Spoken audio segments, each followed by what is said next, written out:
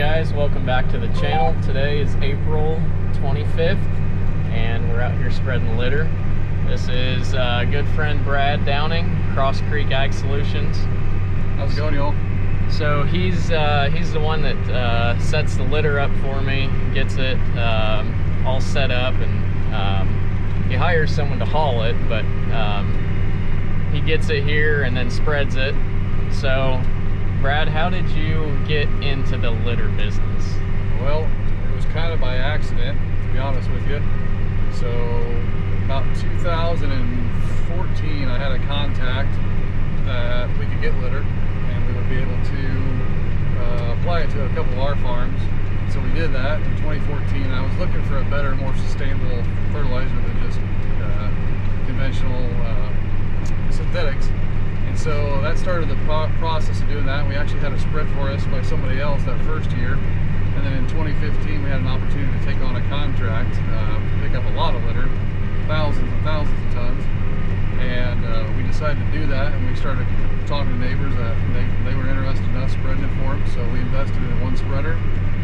And from 2015 to 2017, the business grew. We spreaded quite a few acres for guys, and by 2017 we bought our second spreader, second tractor, and started spreading about anywhere from about 12 to 15,000 acres custom on the side, plus spreading for our own acres. So it was a good deal, and we haven't used synthetic fertilizer other than UAN 28 since, and that's kind of what led us down the path of our biological business at Cross Creek Ag, where we we now supply over 11 different states, hundreds of thousands of acres of products now that we have, and that's what kind of led us down this path of wanting to get away from synthetic and use biology and use litter and manure to raise better crops.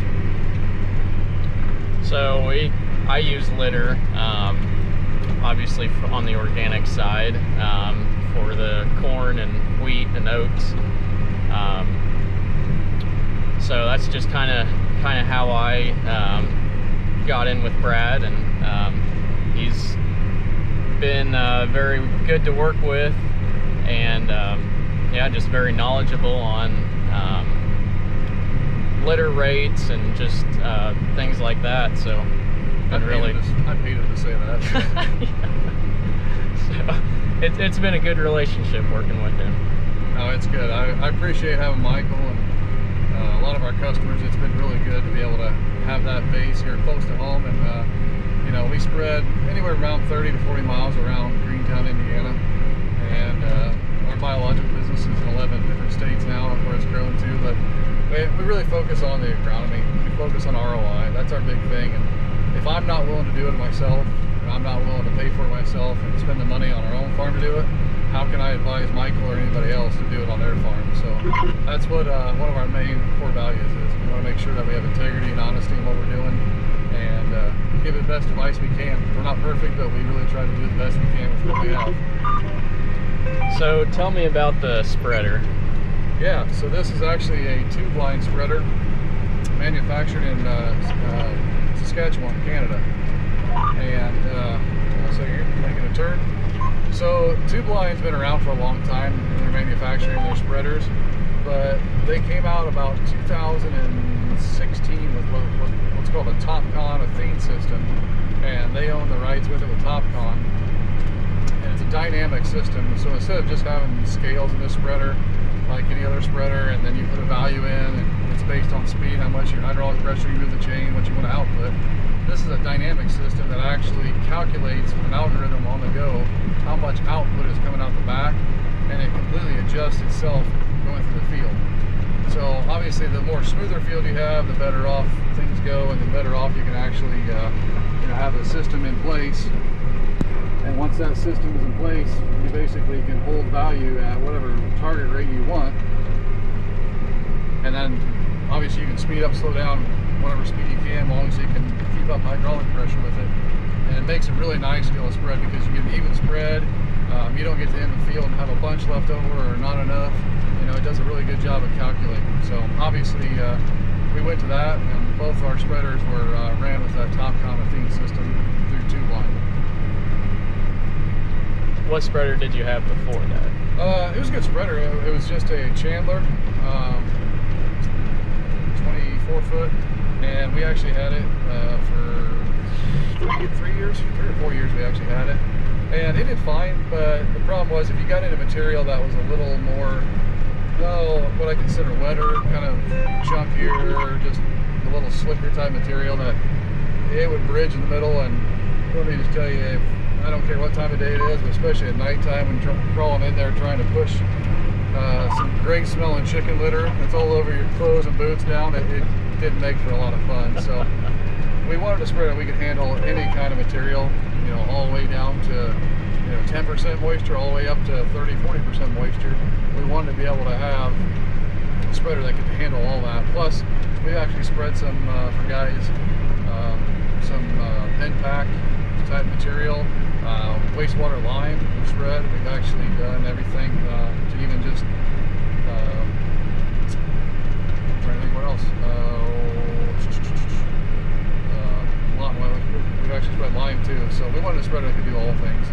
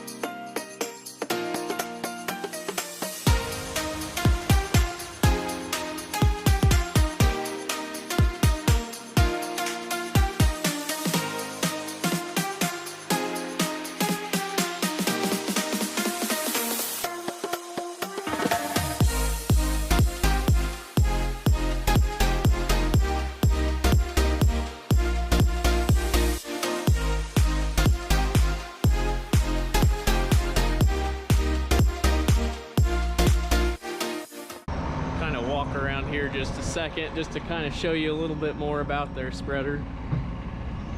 I don't want to get dusted here, so stay out of the way just a little bit.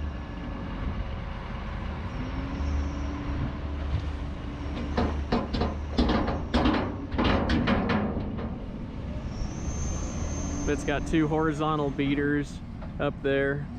And then it drops down onto those 2 spreaders, spinner spreaders. Does a really good job.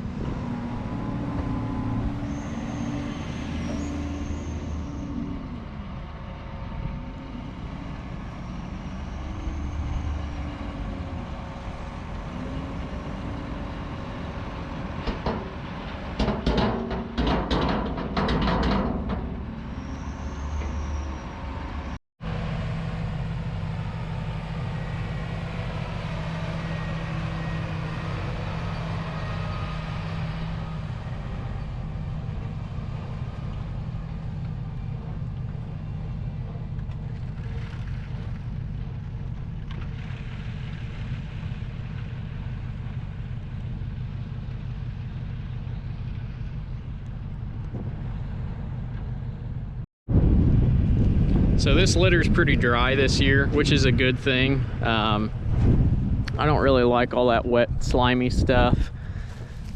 You can see all the just little pellets. Kind of hard to see here in the worked ground. Get some feathers over here, but yeah, it's just all real crumbly stuff. Should work in pretty good. I am going to head back to the shop and get the Lemken Reuben hooked up, and then we'll come work this.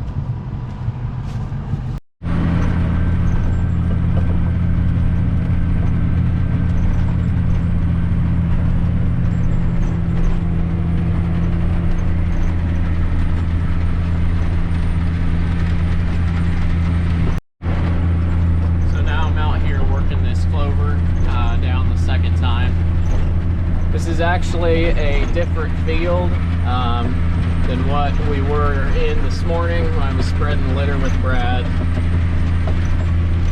But it's just another one of our organic fields. So got 2 cornfields this year, about 113 acres. So this is just the other one. So it's doing a pretty good job. It is balling up a little bit, plugging. Like I've said in my other videos, this Reuben is kind of finicky. It doesn't like real fresh worked dirt, but it's still doing a pretty good job. I'll jump out here in a little bit and show you what it's doing. So this is where I haven't worked the second time yet. You can see how that Clover just, I mean, it's melting away on top. There's not a whole lot there. Some stuff got missed. That's what the green streaks down through there are. The thing I want to talk about though is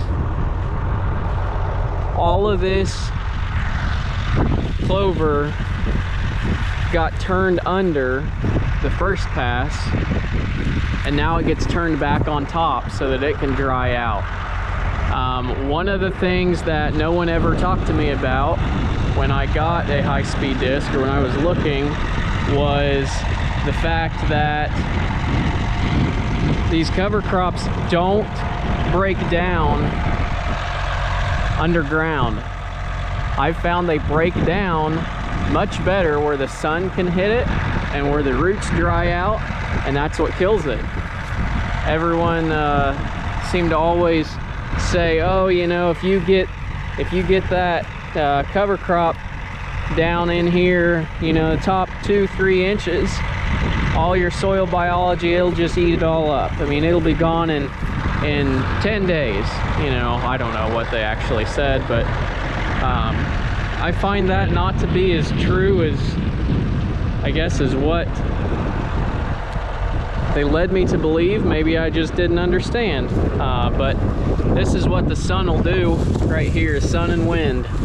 That's what breaks your cover crops down, at least for me, that I've found. See, there's a lot of stuff here that, I mean, it looks pretty good right in through here, but then you dig down and you got all that green stuff.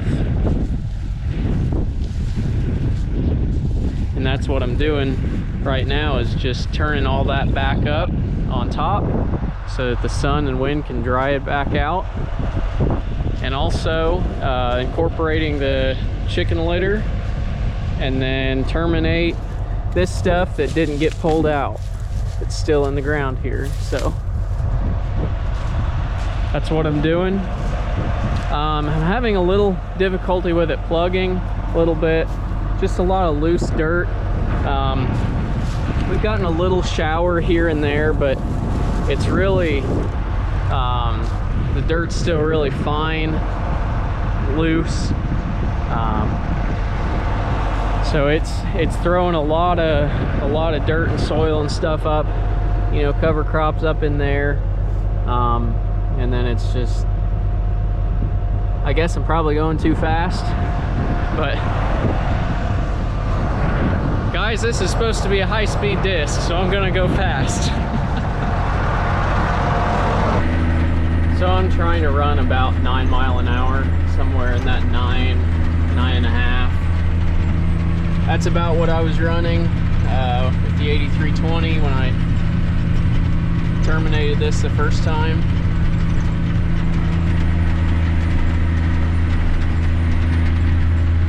So like I said, for the most part, it's working out pretty good, but you just gotta watch it. And if it starts to drag, just slow down a little bit. So, well, it's probably going to be last video for me today. I'll get this worked, and we'll see you on the next one. Hope you guys like the video, comment, subscribe, hit the thumbs up, let me know I'm doing a good job. Thank you.